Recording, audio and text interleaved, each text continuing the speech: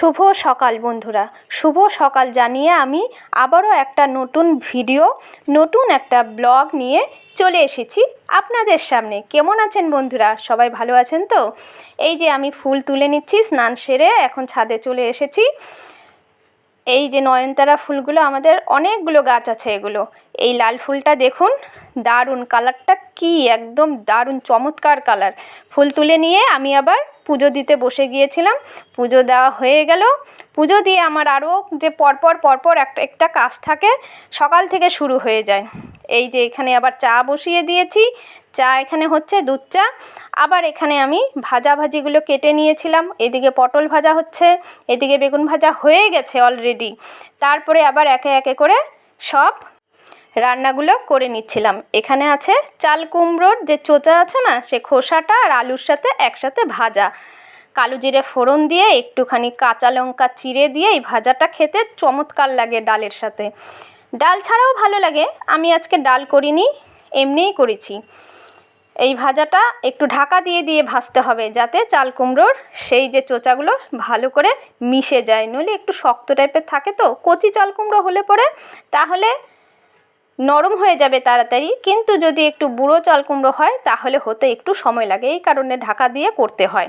তারপরে আমি পাটাতে একটু সর্ষে, একটু হলুদ, একটু নুন দিয়ে দুটো কাঁচা লঙ্কা দিয়ে বেটে নিয়েছিলাম। বেটে নিয়ে তারপরে মাছগুলো ভেজে নিলাম।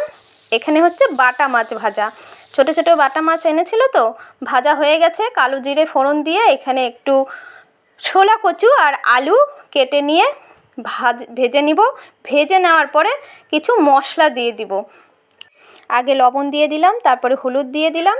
এই যে ভেজে নিয়েছি, আমি খুব একটা বেশি তেল দিইনি এই রান্নাটাতে, বেশি তেল দিয়ে আমি করি না। তারপরে আমি গুঁড়ো মশলা দিয়ে দিয়েছিলাম, একটুখানি জিরের গুঁড়ো দিয়ে একটু জল দিয়ে এই যে একটুখানি কষিয়ে নিচ্ছি। ভালো করে কষাতে হবে কিন্তু, কারণ আমি ছোলা কচুতে ভাপিয়ে নিইনি। ভাপিয়ে নিলেও হতো, আমি ভাপাইনি, তাই একটু জল দিয়ে ভালো করে কষা করে নিয়েছিলাম।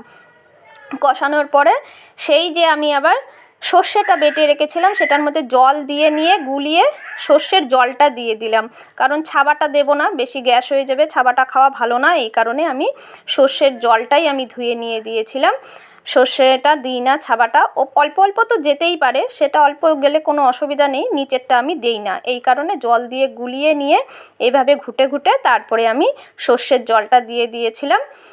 তারপরে আরেকটু নিচের যে সর্ষেটা থাকে সেটা আমি আবার জল নিয়ে আবার ঢেলে দিয়েছিলাম। এই যে মধুর মতন ফুটে গেল। এই যে এখন মাছগুলি আমি একে একে সব দিয়ে দিচ্ছি।